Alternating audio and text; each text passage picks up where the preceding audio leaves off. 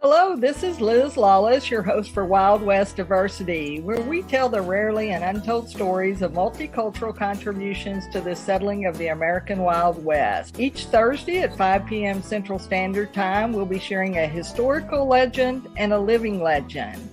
Someone from history and someone living that Western lifestyle today, keeping it alive for the future generation. We hope you'll join us on Thursday. If not, we'll see you on the trail.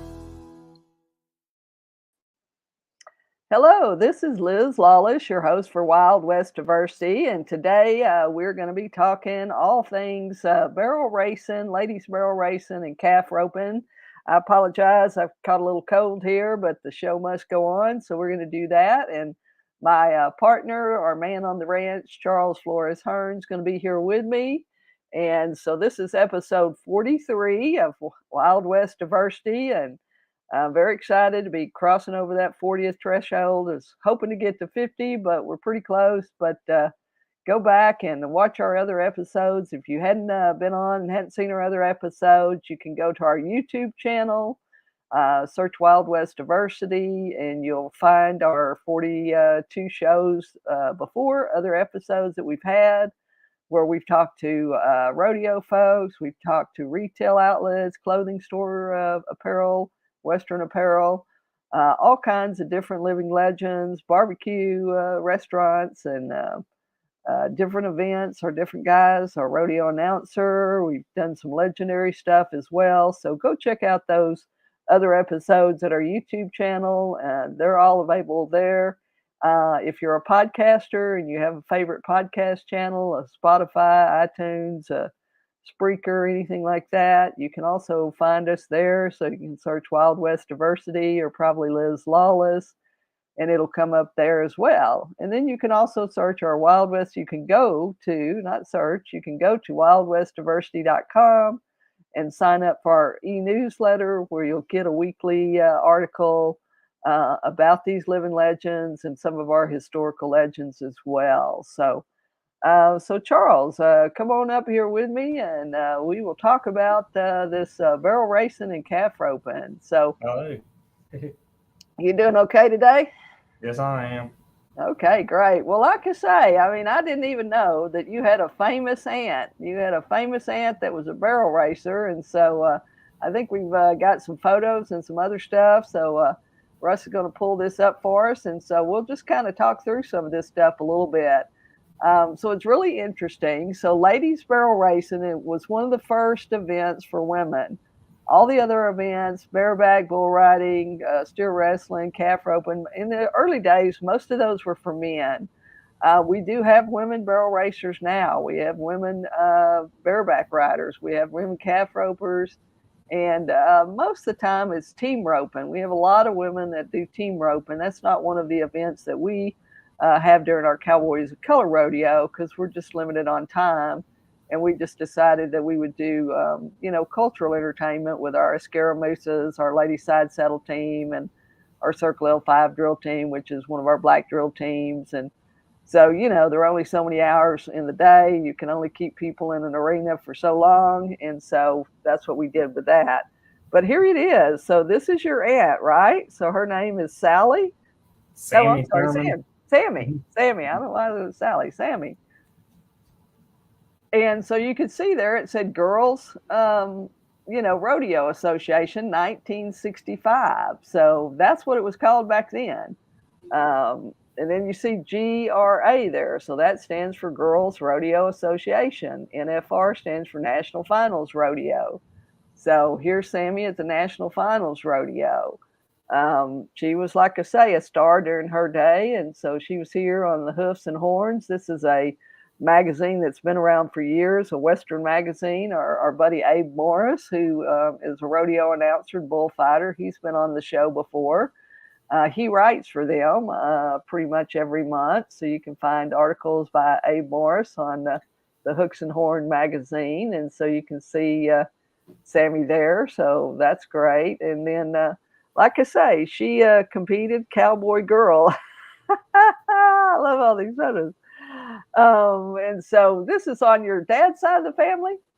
This is my mom's side of the Your family. mom's side of the family. Okay, this is your mom's side, matriarchal. Okay, so this is an aunt on your mom's side of the family. All right, that's got it. Well, that'd be right because the Hearn be the other side. Mm-hmm. And looky there, Sammy and the Horse of the West. So that she was even a stunt double or something, wasn't she? Tell us a little Yeah. bit about that. She was a stunt double for Wonder Woman in the late 70s and the late 60s. Uh huh. Uh huh. And then she was a stunt double for a lot of Western movies too. And in this Right. movie, it was the Horse of the West. Right. So she was Right. a big face in Rodeo, and then in the movies. Right. Right. So she competed in the early days, the 60s, the 70s, whatever. And then in addition to, like you say, she was a Hmm. stunt woman in the movies and television. And like you say, for Wonder Woman, I remember watching those shows. So that was her flying across the room, I guess, Yeah, instead of yes, instead it of was. the lead actress and stuff. And so then the other thing we have really is calf roping. And the reason we want to talk to y'all about those that are listening and watching is because if you've never been to a rodeo before, you don't know what the events are. So calf roping is another event. That's an event that, like you say, all of Charles, the rest of Charles's family on his dad's side of the family, on his patriarchal side, grandfather's side of the family, they all were calf ropers. I mean, a few of them probably tried the bull riding and the bareback riding, the steer wrestling, but they ended up doing calf roping because it's a little less dangerous. Yeah.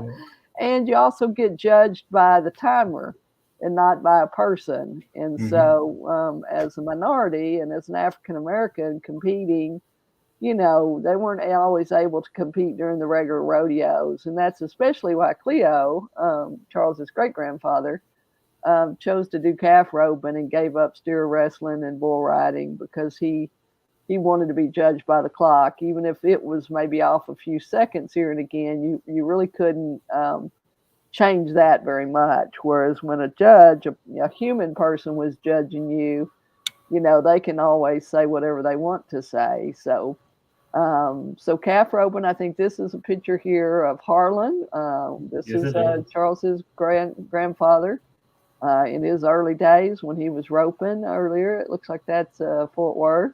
Hmm. And here again, this is the outdoor rodeo. I'm saying that's probably Cheyenne because I've got pictures that look similar to that of Cleo at Cheyenne. And so every year, the big Cheyenne rodeo is every year in July. And that was kind of the family vacation. All the boys load up in the car with Cleo and Verna, and they would get in the car and go up to Cheyenne and compete there. And so it probably was an exciting and an interesting thing with 5 black cowboys got out of the truck. I went over to compete, and they're like, "Who are these guys?" And that's Wendell on their wonderful Palomino horse for years. It was a great, great, great calf roping horse. That horse probably worth about $30,000 or $40,000, and that was one of the other things we wanted to talk about a little bit, Charles. Is horses they cost all kinds of different things, don't they? Yes, You can they have a do. $2,000 horse, or you can have a fifty Hmm. thousand dollar horse, can't you? Yeah, you can have an $800 horse that you got to train, or you can have a $40,000 horse that's already trained. Right there, you go. See, so and there are trainers around. We had a great trainer in our Western Legends book, Rufus Green Senior. Rufus was a great barrel trainer. He was a barrel horse trainer, and he helped barrel racers train. He also is a great calf roper himself personally, and then he also trained calf roping horses. And that is the thing, in a race like this and barrel racing or calf roping, the horse is, 50, 60, maybe even 70% sometimes of the event. If the horse can't run, if the horse can't stop when it's supposed to and stay still when it's supposed to and back up when it's supposed to, all of that affects your time. And so that's why these horses cost so much. And when you've got 10 or 15 or 20 horses now cost 10 to 20 or $30,000, I mean, that's a pretty big investment. And that's another reason why we don't see as many minorities in the rodeo business because of the investment. We've talked about before, you can't even get out, you haven't got out of the driveway and you got 30, 40,000 in a truck, you got 10,000 in a trailer, you got another 30 or 40,000 in the horse. you get spend $100,000 and you ain't even got on the road yet. You still have to pay gas and entry fees. So it's not an inexpensive sport. It's not, something that everybody can do. You can do it if you want to do it and you're committed to it, and there are people that will help you. It was just like Cleo. He didn't have a horse when he first started. He would borrow somebody else's horse, and somebody else would let him ride their horse, and then you split the money if you won. So, that was a thing that happened all the time. It probably still happens today, doesn't it, Charles? So Charles is doing bareback riding, and he's practicing, and so he goes out. Well, you practice how much time do you spend practicing, and then how much time riding? So I practice on Thursday nights at 7:30 and walk to the Hatchie. So that's probably like 2 hours, and then I come back here and just sit on my saddle and watch TV. Because when you sit on your saddle, you get comfortable in it and stuff. So you can practice even without getting on the horse. You can Right, practice without from being on a home. horse. Yeah, going through the mental, going through the process, just going through the steps of what you have to do mentally in your mind, and then that gets you prepared for when you actually get on the horse. And so there is a lot to be said. I mean, the same thing, Michael Johnson, who was a great track and field star.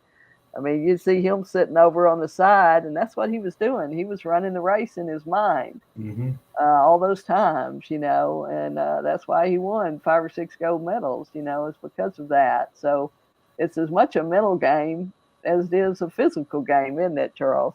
Yes, because you tell yourself, "Oh, I'm gonna get booked off," you gonna get booked off too. So you Right, got to right. prepare yourself for it and practice a lot. Because if you don't practice, you don't see anything out of it. Right, right. That's it. That's it for sure. So, the more you do it, the better you get. And like you say, if your mental attitude is, I'm going to ride this horse for 8 seconds and I'm going to stay on for 8 seconds. And, that's that mental preparation, that things you tell you. It's just like your grandpa. It was really your great grandpa when Cleo was interviewed last time. I mean, that was really, because we're always talking about business. We're not ever really talking about calf roping. But when they asked him about competing, I mean, he still had the fire in his eyes. And when he picked up that rope and threw it, everybody was so stunned that he hit the rope, that he hit the calf. And he was like, I never intend to miss. I always intend to hit.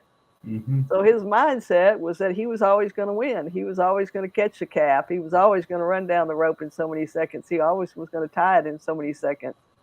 And and because he had that mindset, and like you say, he practiced every day, every day, every day. That's why he was the national champion. And that's why he was the first African American national champion to win a calf roping tournament. I mean, a calf roping event. So it does. It's all about practice. It's all about having good horses. It's all about having good training. I mean, you've got other guys, don't you, that are helping you. That especially when you go out to ride, and then you basically rodeo on Friday and Saturday, or Yeah, on Friday and Saturday, and you normally take like 2 or 3 people with you, unless you got family, they come with you. But there's always people behind the sheets that are gonna help you out and stuff. So you never go to a rodeo alone. You might drive there alone, but you're not gonna do stuff alone. right when you get there, yeah, there are going to be guys helping you get on, helping you tie your rigging, helping you hmm take the saddle, make sure everything's copacetic, everything's like it's supposed to be, and the horse is ready and the cowboy's ready, and when the cowboy's ready, you tell them to open the gate, and they open the gate, and you bust out and you hmm hang on for your life. Right, Yeah. right. hmm And then we have a couple of guys. It's usually, if you see a couple of guys in the arena during the bareback riding, what they are, they're called pickup men. And those pickup men are there to help that rider get off the horse. If he stays the 8 seconds, he wants to get off the horse safely. You don't want to just jump off of a buck and bronc if you can No, help it. no. You want to ride him 8 seconds, and then you want the pickup man to come along and help you get off and Yeah. slide to the ground. And so you'll see that if you go to a hmm rodeo, that's what you'll see. That's the kind of events. And so these are the events that we have. We have bull riding, which most people are familiar with. You see a lot of that on TV. Bareback riding, that's what Charles is doing right now. Calf roping, which we just saw those pictures of Harlan and Wendell, and we've got Eldon and Robbie too. Charles's other uncles, they both were calf ropers too. Uncle Wendell still calf ropes today. Mm-hmm. The rest of the boys are just working in the rodeo pretty much. They're talking about getting back into it, so Are they? They're talking about yeah, riding again. See, we've got them excited by having these videos, by videotaping them when they're out there roping and yeah, they throwing the started rope and watching riding it. around. Mm-hmm. They're like, "Hey, maybe we ought to do this again." Yeah. Well, that's cool. That's all right for sure. So, and then we've got, like you say, we got steer wrestling, which is the event that Bill Pickett, that William Bill Pickett, the African American cowboy, invented. Actually, it was an accident. He was a part of the 101 Wild West shows, and a steer got loose in the crowd, ran up into the stands, and everybody screamed and hollered and started trying to run away. And Bill just he was in the background. He rode in, rode up, and jumped off his horse and grabbed that steer by the horns and bit him on the lip and drug him back down the stairs. And everybody thought it was a part of the show, but it wasn't really. It was an accident, but it became a part of the show. Mm-hmm. And so they added that as an event later on. And so now that's why we have what we call steer wrestling or bulldogging. I guess it originally was kind of called bulldogging. Because basically what happened is Bill would see the dogs. They would send the dogs in to get steers out of the thicket or out of the cactus and places like that and brush, because they would hide in there.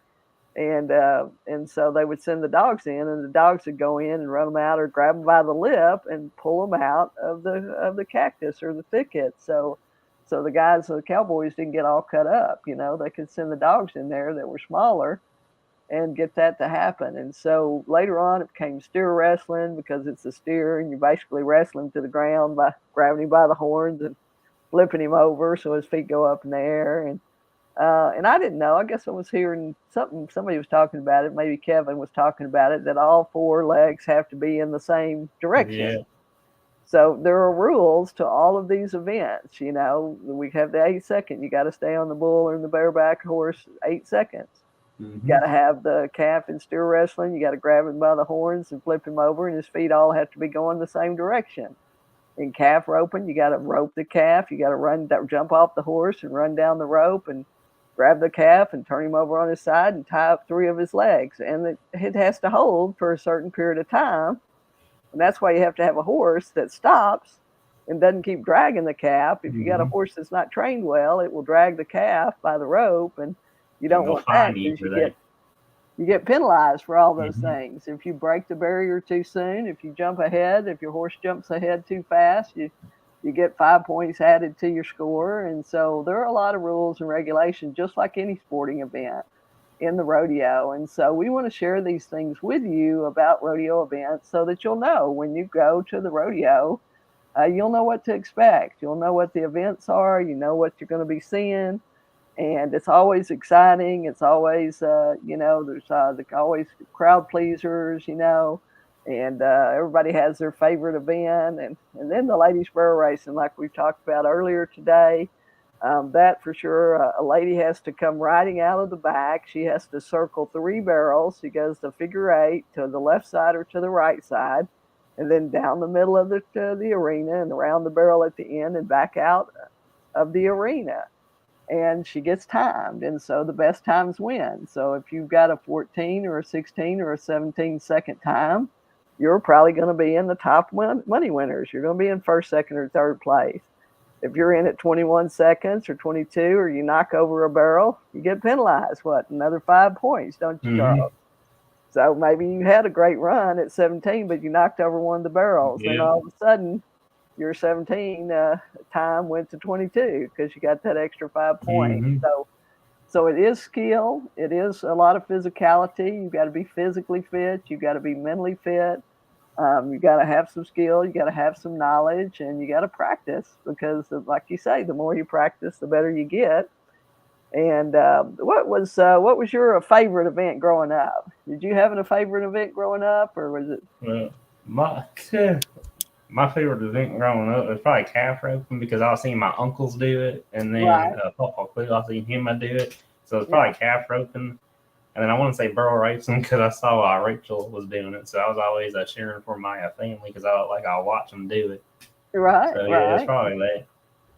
So Rachel's a cousin. She's Hmm. Eldon's daughter. So Uncle Eldon's daughter, Rachel, is a barrel racer, and so she, we got pictures of her when she was like 4 or 5, barrel racing. Then when she was 10 or 12, and then now she's 25.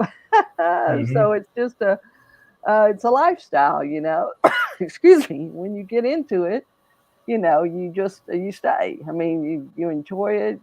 A lot of people start when they're young, and then every once in a while we have somebody like Rebecca Rocket who was 30 when she started, and she just came to a rodeo with some friends and decided she wanted to be a barrel racer. And I always thought she was a Native American because I saw her running by at a fast rate of speed, and she had long black hair. And I said, oh, well, Hmm. that must be one of Hmm. our Native American girls from Oklahoma, because we've got some contestants from Oklahoma.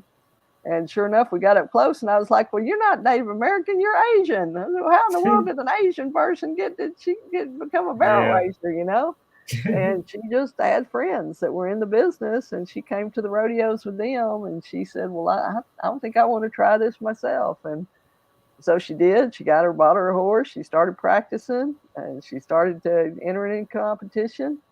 And, she didn't win at first, but she stayed with it. And the last 2 or 3 years, she was with us. She was the Rocket, great name, Rebecca Rocket. And she was winning first and second and third place, after a couple of years of participating. So it's an exciting life. It's always an exciting adventure. The rodeo for us is coming up in January on the what is it going to be? I think it'll be the 16th. That's Martin Luther King Day. It's at 2 o'clock in the afternoon. It's over at the Dickies Arena in Fort Worth, Texas. And so you can go to probably FWRRS. So that's Fort Worth Stock, no, SRR, Fort Worth Stock Show and Rodeo. You can type in Fort Worth Stock Show, and their website should come up, and you should be able to get tickets. And so that's on Monday, Martin Luther King Day. That's January 16th, 2023. We probably will be having a rodeo in Oklahoma City the first weekend of May. We're looking at doing a legacy rodeo for Mr. Hearn for his 50 years of rodeo, producing rodeos on May the 28th at Mesquite. And then we'll be in Dallas again at Fair Park on July the 29th. So put that on your calendar, or go check us out at cowboysofcolorrodeo.com. You can click on schedule at the top. There's a menu button at the top. And so we'll post the dates there, and we'll confirm the dates and post those dates there so y'all can check us out there. We hope also that you'll go to our YouTube channel and subscribe. Charles, tell them to subscribe. Where do they subscribe? No, y'all subscribe on the YouTube channel. You can even go in the bio on Cowboys of Color Instagram and subscribe. That's right. So we got Instagram, we got TikTok. You can follow Hmm. us on all of those, on all of that social media. Charles is managing that for us, and so we hope that you'll do that and keep in touch with us. If you go to cowboysofcolorrodeo.com, you can put your email in. We will put you on our VIP list, and so you'll get prior notice. You'll get notice ahead of time. We have activities, we have events, we have places and times when you can meet the cowboys. All of that we will post you there. So we hope you will do that. We'll also probably be doing some contests where we'll be giving away some tickets and maybe some T-shirts and some books. We got our books back here, our Western Legends books about our Black Cowboys and our Buffalo Soldiers and our pioneer trades and trappers and all of that kind of stuff, and our horse trainers. So we hope to be giving some of those books away at the rodeos this coming year in 2023. And so we hope that you'll stay with us there. And then what else? Is there any other event that we didn't talk about, Charles? We talked about bull riding, Hmm. bareback, steer, calf, barrel racing. I guess that's it. And then our Yeah, that's cultural it. events. What are the Mhm. cultural events? We got the Escoritas, which is the Mexican side saddle team. They'll be there at the Fort Worth Stock Show and Rodeo. Mm-hmm. Mm-hmm. And And that's they're like a eight. drill team, just like the Circle L5, except more color. Yeah, so they got like 8 members, right? They got eight Hmm. member team, and the Escaramusas, they basically make their own costumes. They have the beautiful dresses, the colorful dresses like Charles is talking about, and the big hats, the sombrero hats. Hmm. And they ride side saddle. That means they have their legs to the side. They don't ride.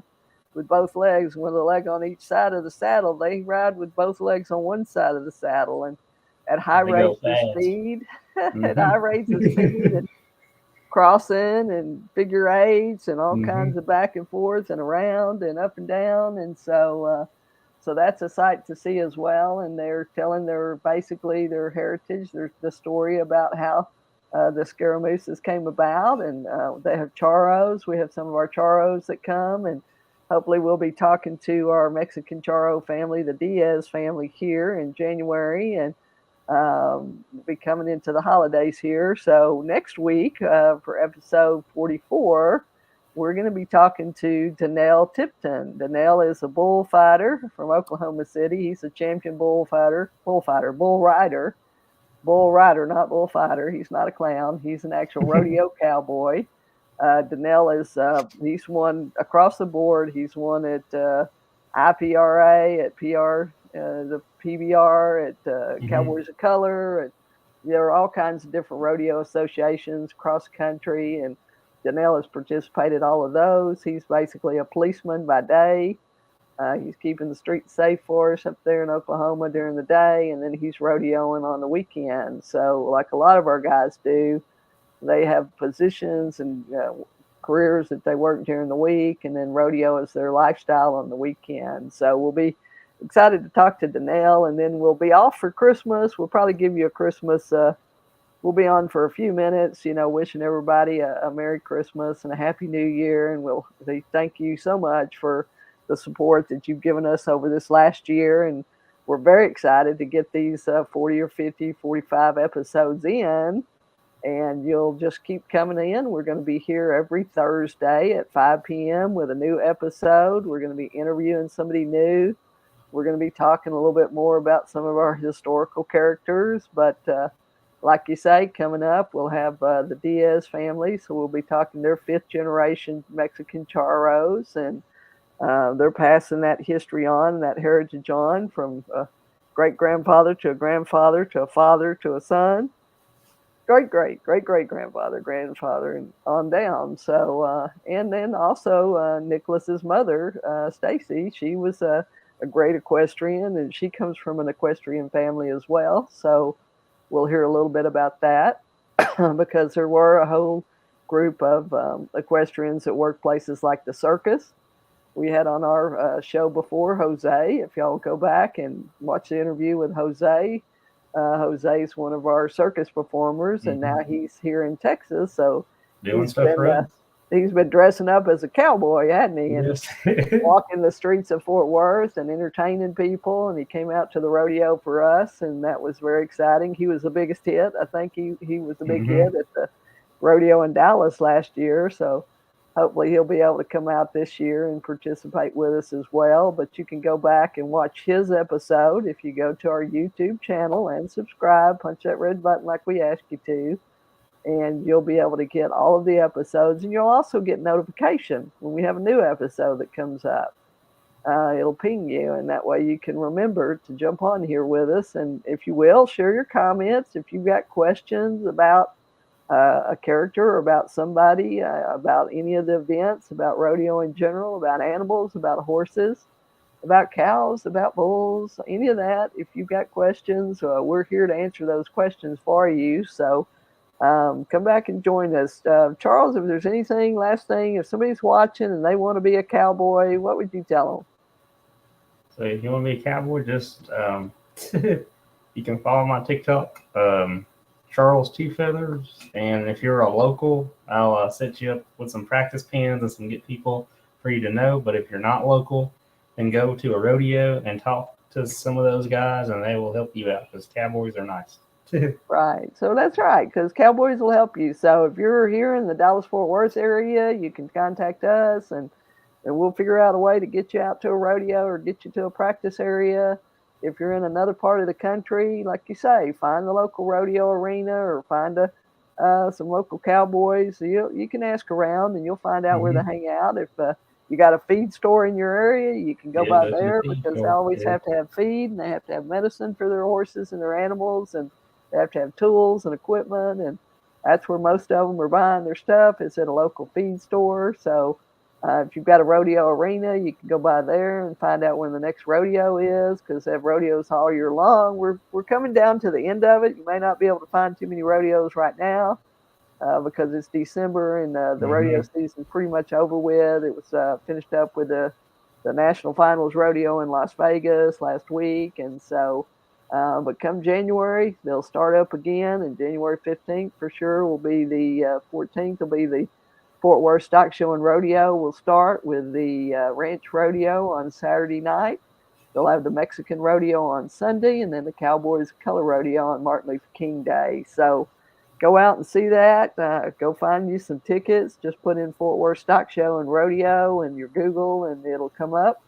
And or go to our cowboysofcolorrodeo.com website, and you can check the schedule there. And you can always come back because we're going to be adding more pictures and photos and videos and all kinds of things there, and you can stay in touch with us. So, well, thanks so much. This has been Liz Lawless with Wild West Diversity, and my partner Charles Flores Hearn, Two Feathers Hearn, on the Man on the Ranch. He's out, and he's going to be doing some additional Man on the Ranch interviews with us after the first of the year.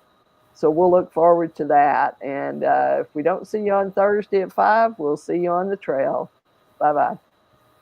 Hello, this is Liz Lawless, your host for Wild West Diversity, where we tell the rarely and untold stories of multicultural contributions to the settling of the American Wild West. Each Thursday at 5 p.m. Central Standard Time, we'll be sharing a historical legend and a living legend. Someone from history and someone living that Western lifestyle today, keeping it alive for the future generation. We hope you'll join us on Thursday. If not, we'll see you on the trail.